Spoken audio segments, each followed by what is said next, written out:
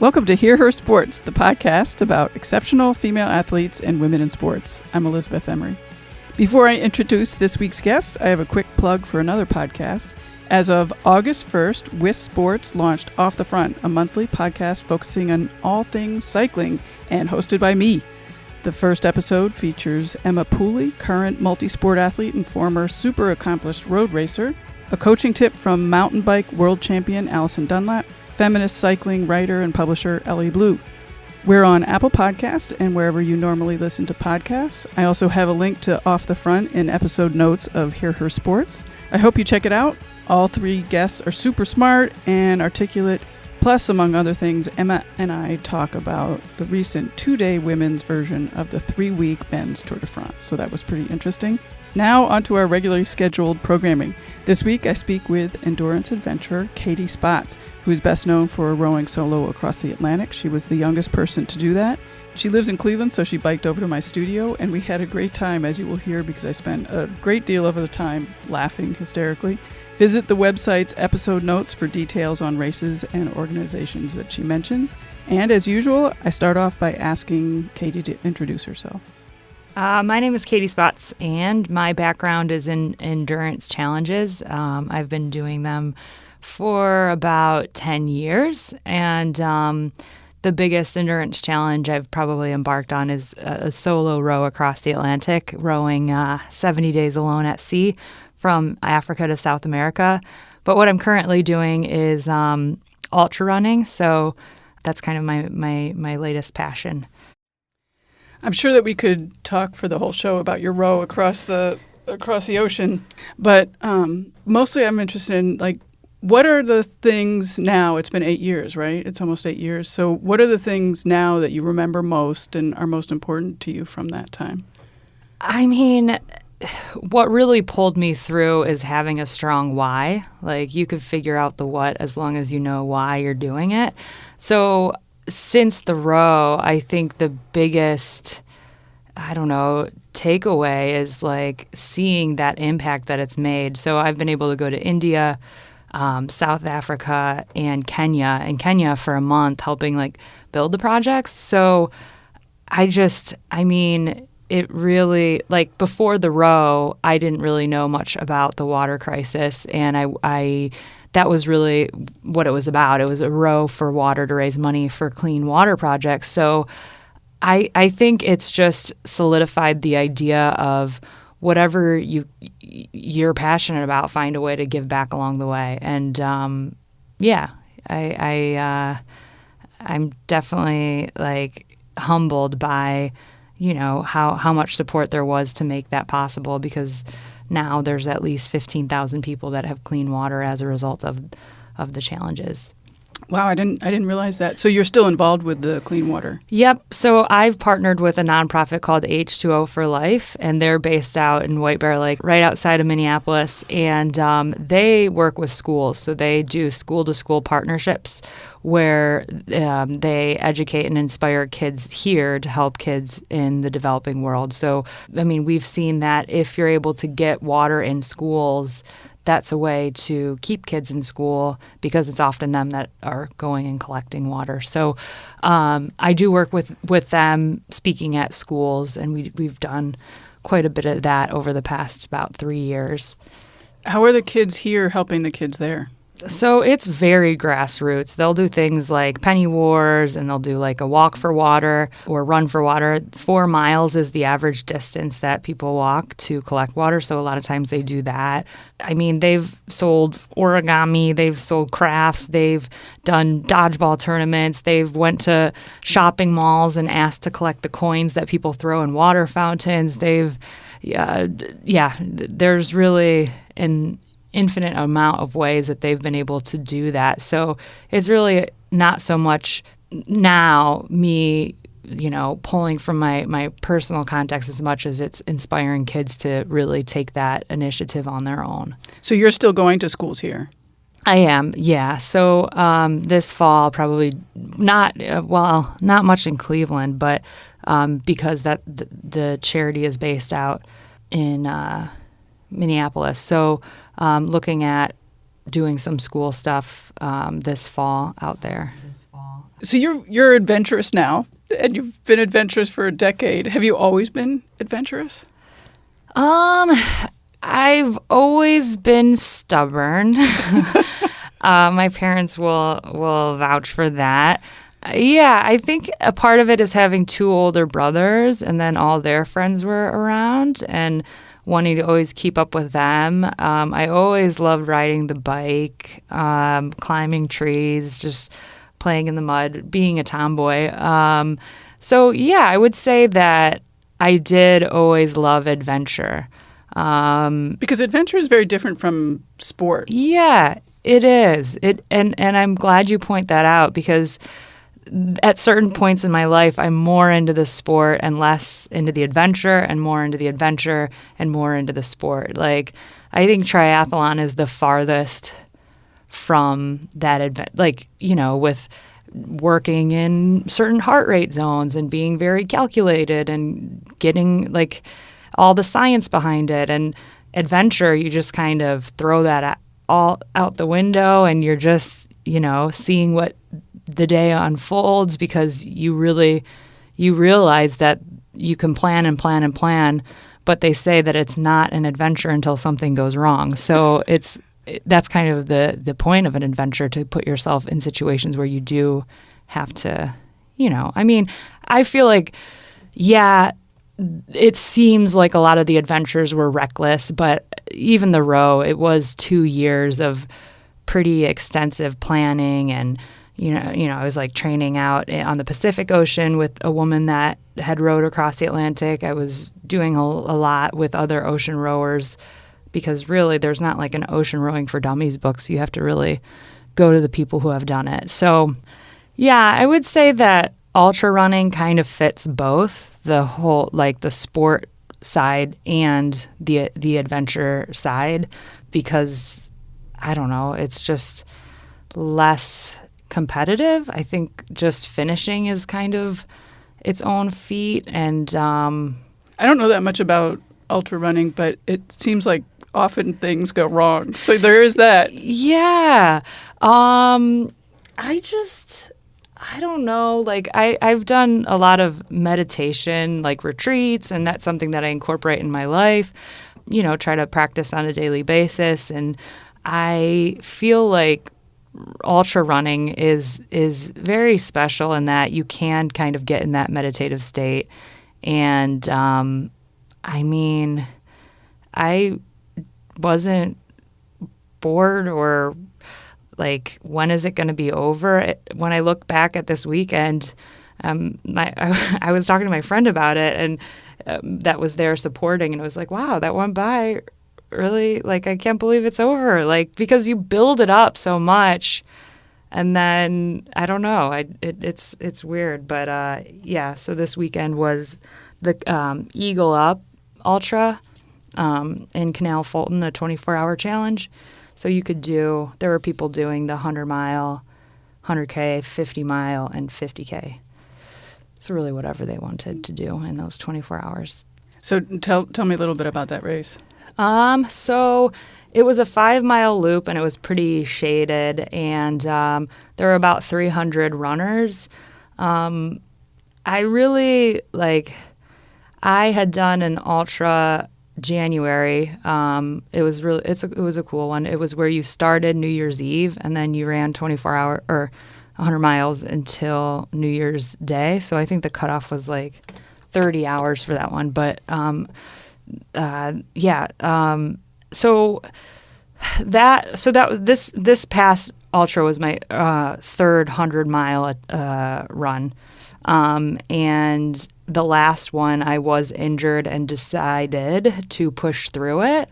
So going into this one, I've already signed up for Ironman Louisville, and I really wanted to make sure that I wasn't injuring myself. And so first was like not being injured, and then there's this guy named Lazarus Lake, and he started the Barclays Marathon, and it's like considered, there's like It's a really quirky guy. Like, he starts the race by smoking.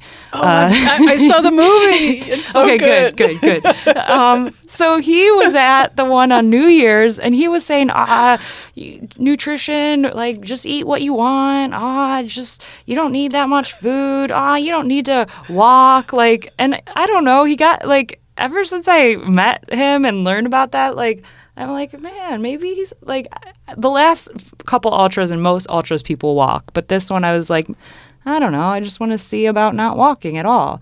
So. Was it hilly at all? No. Tennessee was hilly, but this was flat. So I was either, my original goal was to go the whole 24 hours and get 110 miles in. And when I realized that I might be able to break 20 hours on the 100-miler, I pushed it on the last, 5 miles to reach that. So at that point, I was starting, I would say at mile 98 is when I started to feel like, where my gait was changing, and because I was in pain. And so I decided that, whether it was either time or distance, this happened to be the time one. So I was really happy with, dropping 2 hours from my first and 4 hours from my last. So I decided to stop at 20 hours and got a little bit under 20 hours and get that 100-mile in. I loved it. I know it doesn't make sense, but I just love it. I think what doesn't make sense to me about that, I'm sort of fascinated by the ultra, and I have seen that movie about the Barkley, is the 5-mile loop part of it. Edgewater, the first one, it's the national championships. It was a 0.9 something mile loop. Oh my God, stir crazy. I crossed the finish line when I saw 100, it shows on the screen what mile you're at. And I'm laying on the ground. I'm like, oh my God, I can't believe it. And the race director comes over and he's like, oh, actually it rounds up. If you want your 100 miles, you're going to have to go another loop. And I'm like, oh, all right, I could do that. So I think, so it is usually a loop. I guess Burning River is one of the bigger ones that's not. Maybe, I guess it depends. I feel like the 24-hour races, it's usually a loop. I thought 5 miles was the perfect distance because 1 mile was a little, I feel like, for me to pace myself 1 loop every hour, and, when you're 2 miles out, you're kind of at the turnaround point, and then that last mile, you're kind of where there's tents and people actually there. And so, 2 miles out, 20 minutes running, and you're already halfway through that loop, kind of. Yeah.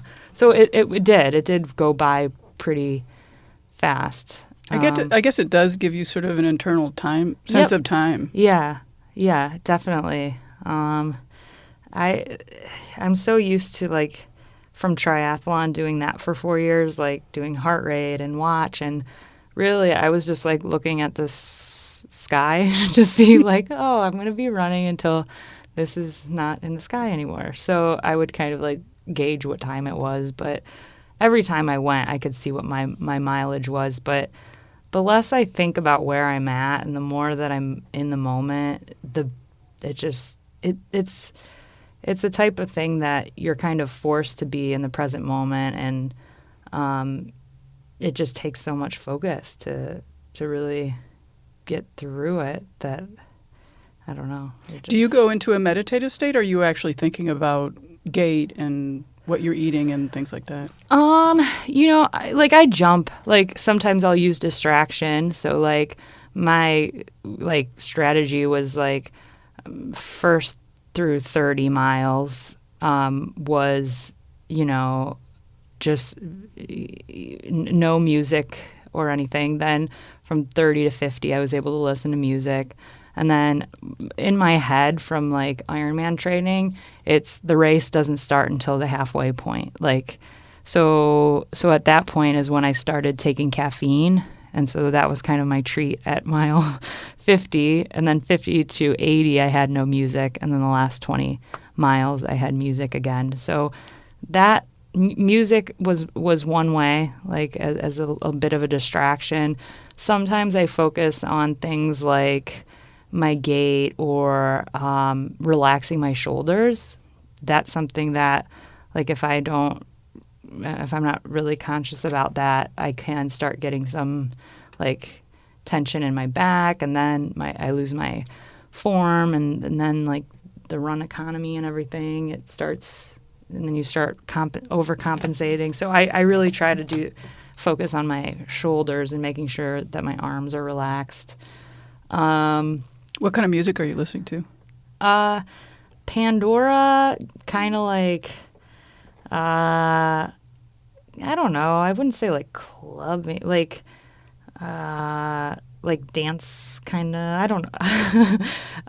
I don't really know what SIS radio is, but that's like something that popped up, and so I've been listening it ever since. I don't know. Does your gait change when different songs come up?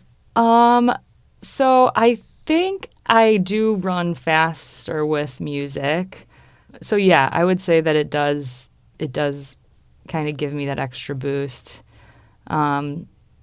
So yeah, I try not to listen to it the whole time. I think, especially because I listen to stuff that's more upbeat, I think that would almost be too much to be listening to that for 20 hours. So a few hours here and there is what I think works for me.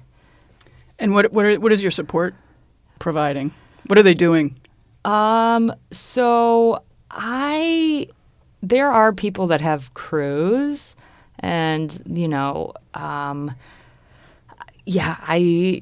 I didn't have that. You don't have to have that.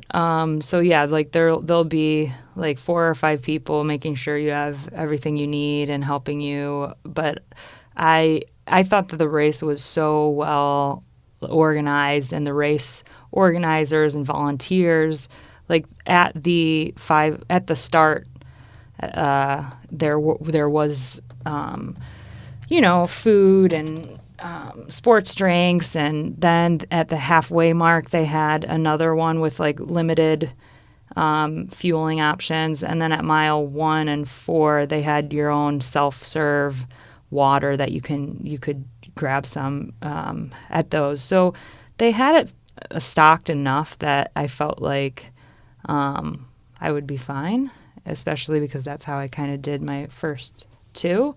But then I did have a friend surprise me, and in the last 20 miles, we ran together, which was really nice, because the person ahead of me was like 10 miles ahead, and then the person behind me was like 10 or 15 miles behind. So I had been running the whole,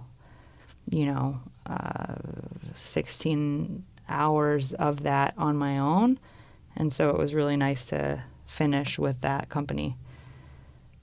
He wasn't expecting to do that. He was wearing flip-flops. And he ran 20 miles in flip-flops? Yeah. Oh, my goodness. He gets the award. I know, right? The longest he had run is 17 miles. So I was like, oh, you're PRing. We're both PRing. That's funny. It was fun. You talked a little bit about tactics. Do you have any tactics other than sort of that strategy of the music at certain times and the caffeine, or, do you perceive it as racing against yourself or against others, or how are you going into the race? I'm kind of more of the run your own race, because if you're too aware of other people, then you can easily, not take care of yourself, not be mindful of, am I pushing too hard? And then making sure, if you start getting in that, I feel like you're setting yourself up for, failure, because you have to really, it's more, even like for the future ultras that I do, I'm not so concerned about where I place as much as what are my own personal goals, and can I reach those with distance or time. Are you running based on heart rate or on pace, or how are you doing that? By feel. By feel. Yeah. And it's worked. yeah, I don't know. Like, I used to, in triathlon, get really into that, and it goes by a lot faster, and I just feel like when I have more energy, I can go a little bit faster. When I don't, and I know over the course of 24 hours that will happen. So I'm not gonna, I really feel like it's more important to be in tune than to push through. Like, I think in triathlon, you kind of push through no matter what, and I think you could get away with it because it's, half the time, and like the intensity level is a little bit different. So I have no idea what my, what every single lap, what my time was, other than like seeing it as I was crossing the like aid station. And do you adjust based on that, or you just continue going on how you feel? Yeah. I mean, especially because I don't wear a watch. I just look at the sun, make sure I'm eating. And with the fueling, it's really like, what do I feel like eating? Right. And I do usually do, like, they had Scratch, so I was doing that. What's Scratch? It's like, it's a newer kind of sports beverage, sports drink. I don't really like the Gatorade. So it's kind of like a milder version of that, and settles in your stomach a little bit. So I did that. Did gels. They had fruit, bananas, watermelon. They had like pita with guac and pita with hummus. They had pizza, chicken broth, and ramen at night. I did some of that. Yeah, I mean, anything that you could keep down. And do you have stomach issues?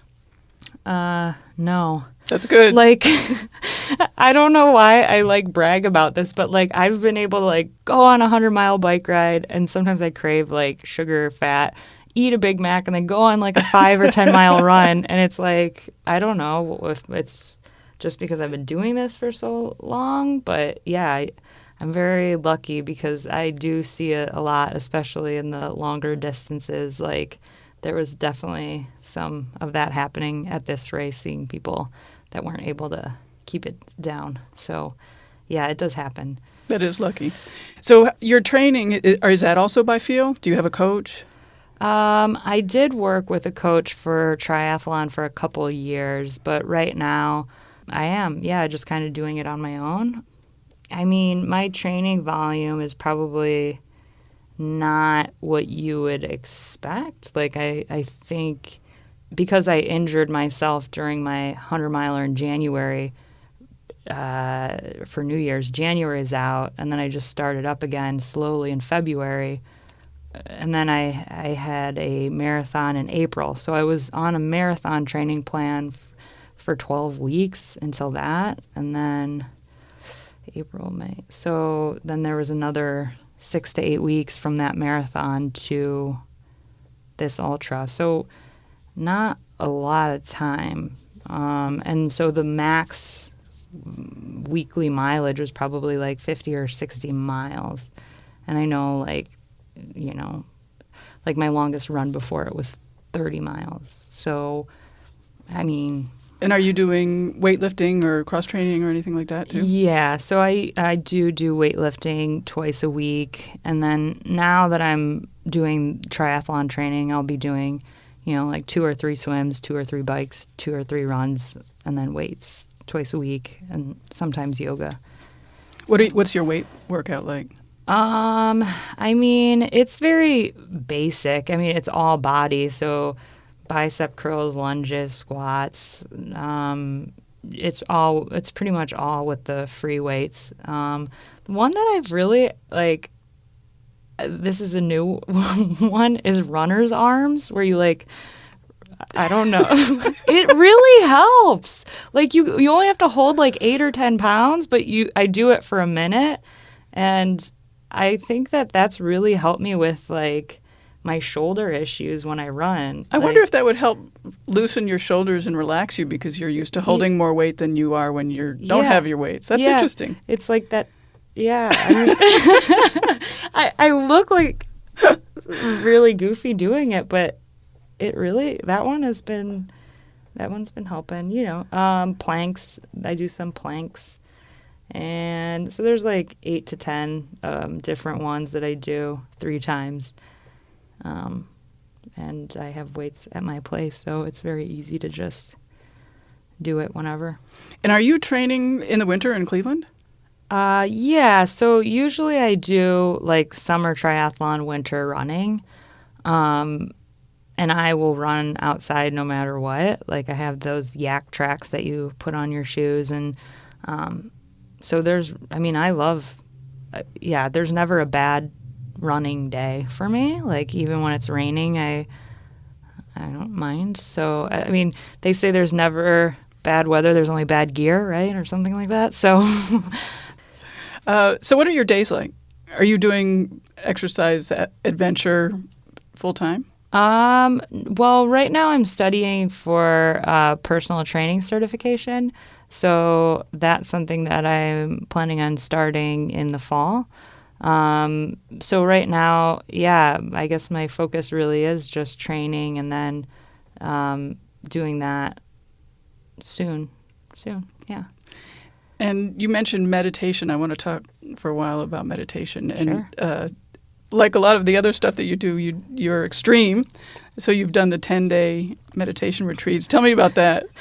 So I was talking to my friend that just went to Thailand, and he's like, I just finished the most difficult thing I've ever done. And he said about this Vipassana retreat.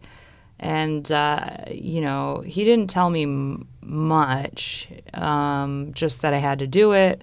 And so he was also one of the riders that had biked across America.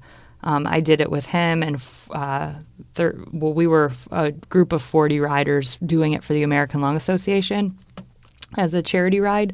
So when he told me it was like the toughest thing he's ever done, and I know that, we were side by side for many of those miles across America, I knew that, like, I don't know, just the idea of the challenge kind of like drew me in. So I had never meditated at all and just decided to try it out. Wait. So you'd never meditated 1 minute and you sign up for 10 days. Yeah. Hey, that's cool. Yeah, I have a tendency to do that. Like even with the row, I didn't know how to row. I had never rowed a boat, but I don't know why that works in my head sometimes. So yeah, I signed up, and there are like I want to say hundreds of different retreats all around the world. So they follow the same format. It's really 12 hours of meditating a day. You're served breakfast, lunch, and like you have something to drink, I think, for dinner maybe. And then your life, like it's very strict schedule. I watched a documentary recently about how they had prisoners do the Vipassana retreat and how they said it was more strict than, being in their whatever. So I signed up, and I guess that was back in probably like 2008. And mine was in Michigan. So it started the day after Christmas and went through New Year's. And I'm actually planning on doing that same one this fall, or this New Year's and right around Christmas. So, so what do you want to know about these?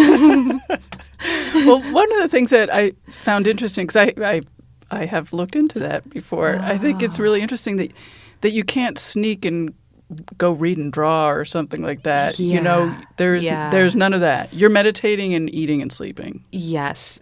So I guess another thing to clarify about it is that, so there are other people, but it's noble silence, meaning you can't talk, and you can't. Eye contact is a form of communication, so you're advised not to do that and to kind of keep your gaze to the ground. So,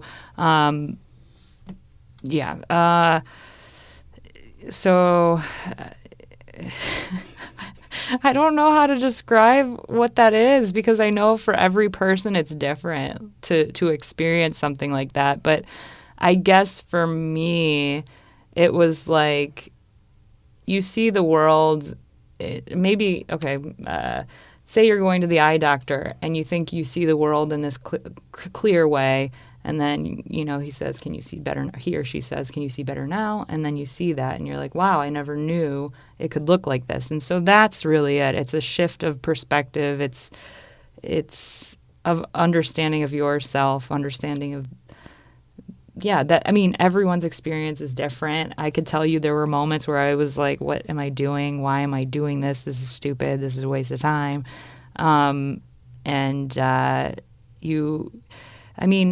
It's the same thing as like endurance challenges. There's moments where you're in pain, you throw your pity party, you're mentally just at that low.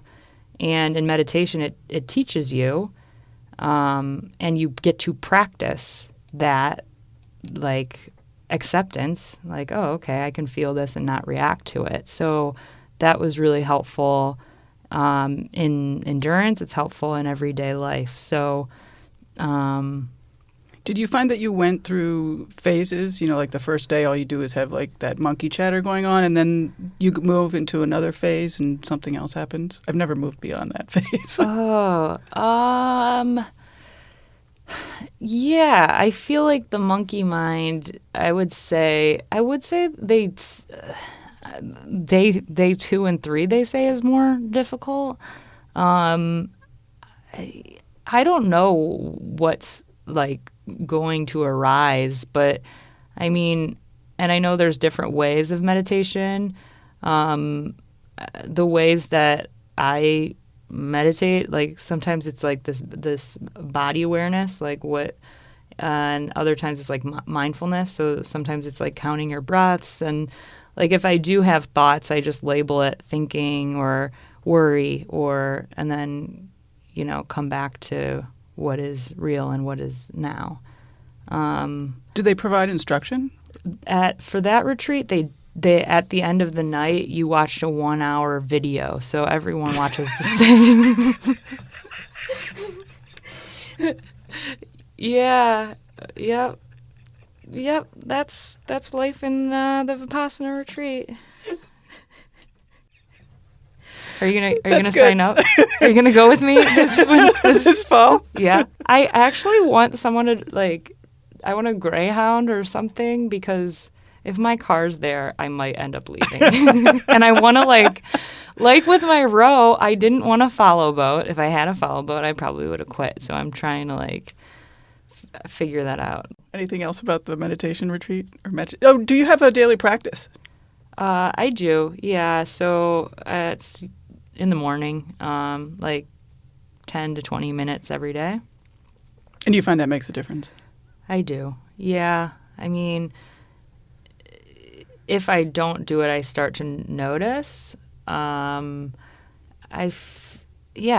mean, I think I struggle with the same things that a lot of people in our country, our world, struggle with. So anxiety, depression, that's something that helps me with those types of things too. So. And are you sponsored? So right now I'm on the Snapple triathlon team. So there's some discounts with that kind of being on their team. Aside from that, I mean, it's not like the row. The row was very, it required a lot of support. So right now it's being on the tri team. And you're going to go to school for the PT training? Mm-hmm. And so you want to become a personal trainer? Yep. And to who? I actually want to do it at the Y. I mean, I would love to guide people through the stages that I was at, when I was 18. So I when I was a kid, I was like not so caring about sports, and I was more about being there with my friends, and I wasn't competitive. And so I just thought I wasn't like athletic because I didn't understand why people were like making a big deal about winning and losing, and I just wanted to have fun. And so I kind of pushed away that, but I had to take a gym class, and so I picked a walking running class because I thought it would be an easy A. So when I was there, I was like, well, I might as well run because I'm already stuck here. So that's how I stumbled into running.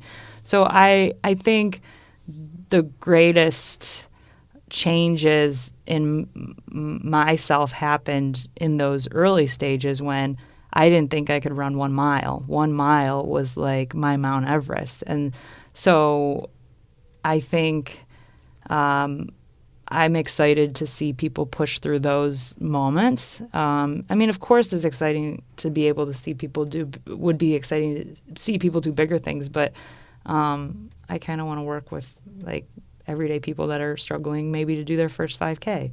Or, yeah, I would say female athletes. I think that would be fun to work with. So. In your, I don't know, there was a blurb about your book that you wrote, and it said something about empowerment, female empowerment. Talk to me a little bit about that word. I sometimes have trouble with that word. It seems sort of groovy guru, and I don't know. And I just curious what you think about that word. I guess I haven't really thought a whole lot about that word. I mean, what are you thinking about it? Like what?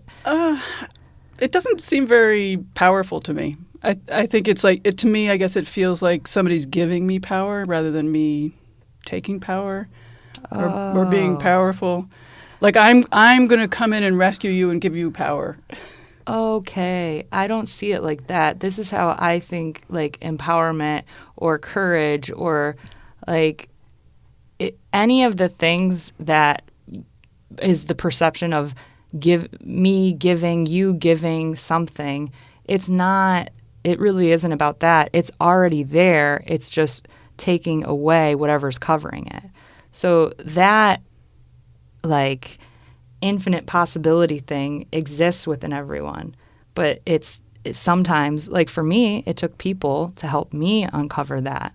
So I think it's just discovering or rediscovering and being aware of what's already there and the things that we forget. Like, I don't know, it's easy to forget because of the convenience of life, like how capable we are physically and mentally. So I don't think anyone gives it. It's just helping people uncover, helping people see that within themselves, that it's there. I like that. What are your goals long term?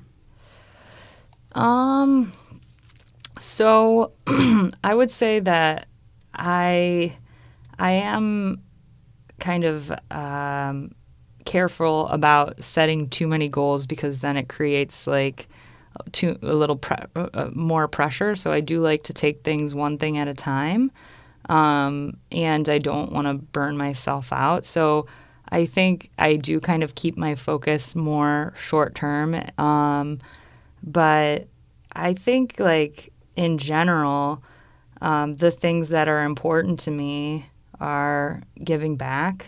I'm very into like living simply, minimalism, and just creating more time in my life instead of chasing other things. And so, time for relationships and growth. But yeah, I would say I'll probably be doing the same things that I've been doing, so far, just in different ways. But I'd say in the shorter term, for like fitness goals, it would be to do a couple more ultra runs next year, and then looking at doing a run across Ohio and visiting schools along the way.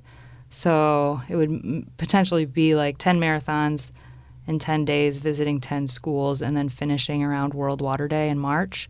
So that's something that I'm playing around with, but want to see where my head's at after the Ironman before, pushing for or planning too much. Right. Do you have any ultra marathons that you are eyeing? So I think for next year it would be the same one, the Eagle Up, and then the national championships are right here. So it seems silly not to do that one. And then plus, I mean, if I do want to, I would like to try to do like 100. I think it is possible to do 125 if everything lines up, and because I mean there are a lot of things that with this race I know I could have easily. I mean, I could have walked those 4 hours and got in 112 miles. So to get in another 13 with my training with crew, I mean there were just different things that I think that's a possibility. So I'd say that would be something to go for. Do you like competing? Against myself, yeah. I mean, I would say that I do thrive when I'm like training with other people too. I don't know. I think that's fun. So yeah, I would say like I'd say like with having the kind of distance goals, it's more about recognizing your own potential versus, what that's more where my heart is than beating someone. I don't know. like releasing that idea that I can't is the high, not I beat you. Right. So I mean, that's what's kind of about Ironman. It feels a little, I don't know, the ultra crowd, it's like, because there's not screaming fans, because there's not like a big hoopla, like you can finish because it's a loop, you could finish 100 miles and no one can know. Like, it's just like, you have no one there at the finish line. And so you become like your little own running tribe and you're cheering each other on, and you become, I don't know, I just feel like just a little running tribe. Like, I feel like we have to, because it's just so difficult. And do you want to talk a little bit about the water issues that you're fighting for? Yeah, so I was living in Australia, and this was when I was in college for an exchange program. And in all the major headlines, it was talking about their water issues.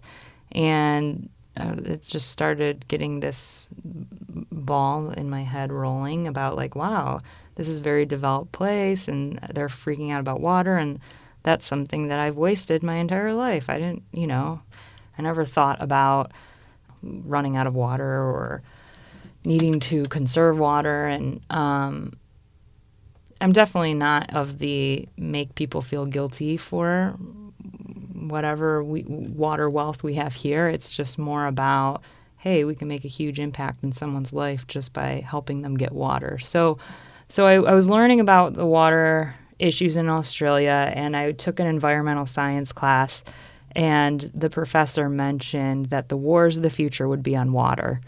And that was like one of those moments where it's like you can't unlearn it, you can't reverse it. Like, it just felt so wrong to me, and it was shocking, and it was almost embarrassing that I didn't know anything about it. And it almost had the same effect if someone told me, like, hey, the wars of our future, we're going to be fighting over air. Like, it's just like, really? We haven't figured out water, and we have like smartphones and buildings, and I mean, I don't know. And I would say that like I have in other ways, really prioritize finding ways to help. So I started researching, and the more I found out about it, the more I wanted to do something. And that's when I did the big ride. That's the first time, the bike ride across the United States, that's the first time that I did something for charity, like an athletic event. So I didn't really understand that whole, you're going to do this thing and it's going to raise money, but how? So that's where I kind of started to know that you can bring the two together.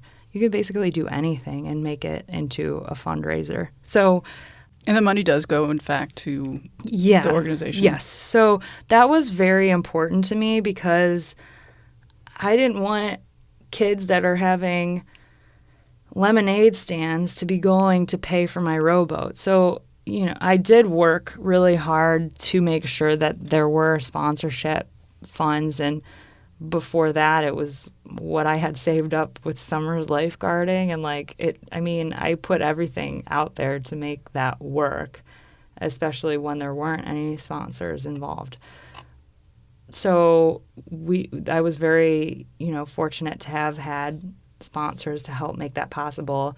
A lot of local companies and a lot of companies that were also passionate about water. So Moen, Pentair, Connecticut, those are some local ones. And then Spire out in Geneva was the title sponsor. So the local support was amazing. And